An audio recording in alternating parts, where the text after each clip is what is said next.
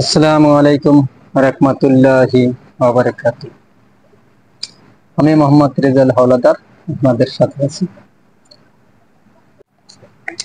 এক পুলিশ কর্মকর্তা উজিরপুর থানার সাব ইন্সপেক্টর মোহাম্মদ অন্তর এবং আনিসুল হক 20,000 টাকার জন্য পিস্তলের বাট দিয়ে এক নিরীহ ছেলেকে পিটিয়ে অজ্ঞান করে ফেলে এবং ছেলেটি পরবর্তীতে মেন্টাল হয়ে যায় এবং তার ভারসাম্য হারিয়ে ফেলে সামান্য 20,000 টাকার জন্য। যখন তাকে 20,000 টাকা দেওয়া হয় তখন ওই ছেলেটিকে ছেড়ে দেওয়া হয়। এদিকে এক সেনার সদস্য নাম আজিজুল হক তার এবং তার স্ত্রীকে একটি হত্যা মেয়েকে করলো। এ ঘটনা ঘটে বগুড়া আবাসিক হোটেলে। এবার আসি খেলাধুলা প্রসঙ্গে।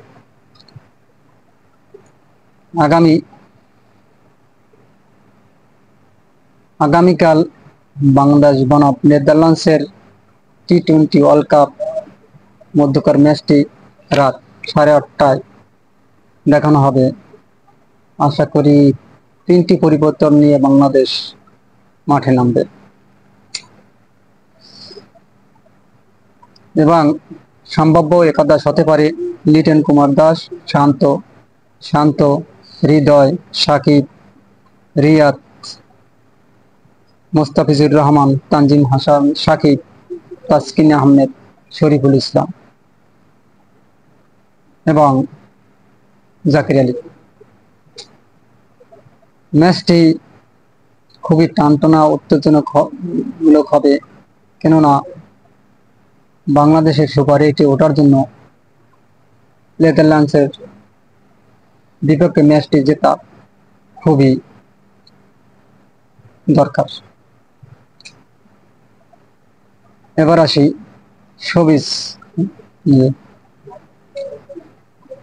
বাংলাদেশে বহুল আলোচিত ছবি তুফান প্রায় 120টি হল দখল করে ফেলেছে এবং ছবিটি এতই হাই উঠেছে যে বাংলাদেশে তুফান ছাড়া আর কোনো ছবি নিতে চাচ্ছে না।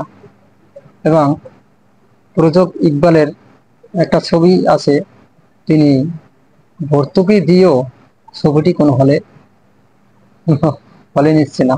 তিনি তার ছবিতে প্রায় 1 লক্ষ টাকা ভর্তুকি দিয়েও কোনো হলকে দিতে পারছে না, কারণ হল মালিকেরা তার ছবি চালাবে না। ইকবাল প্রায় ভারসাম্য হয়ে পড়ছে এবং আর কিছুদিন পর প্রতিবন্ধী হওয়ার সম্ভাবনা আছে, কারণ তার যদি লভ্যাংশ না ওঠে, অর্থ না ওঠে, তাহলে সে পাগল হয়ে যাবে। তার কথাবার্তা বোঝা যায় যে তিনি ভারসাম্য দিন দিন তার বুদ্ধি ভারসাম্য হারিয়ে ফেলছে।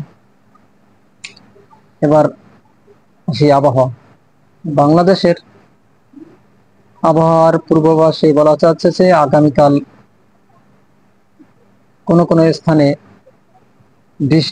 প্রচুর বৃষ্টি এবং দমকা হাওয়া বয়ে যেতে পারে।